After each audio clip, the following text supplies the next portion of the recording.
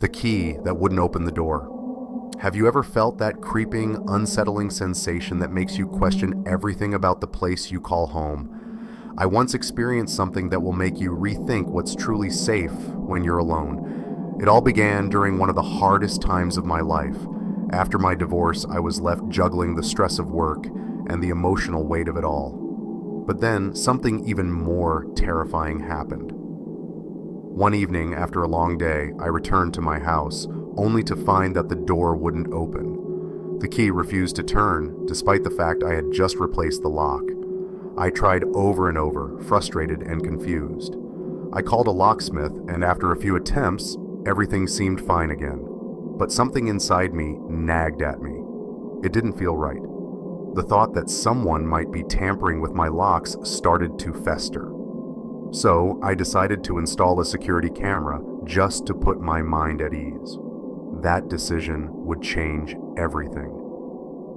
That night I watched the footage from the camera, and what I saw made my blood run cold. There, standing on my porch, was a man in a hooded sweatshirt. He didn't knock or announce himself, he simply stood there, staring at the door. Then, to my horror, I watched as he unlocked the door and entered my home. He was inside for over 3 hours. I couldn't believe my eyes. The next morning, I immediately called the police. When they arrived and I showed them the footage, they informed me of something I never could have imagined.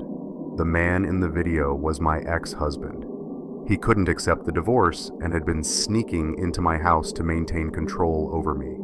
He'd replaced the lock so I couldn't get in, and he'd been entering whenever I wasn't home. The police arrested him, but the fear and violation didn't end there.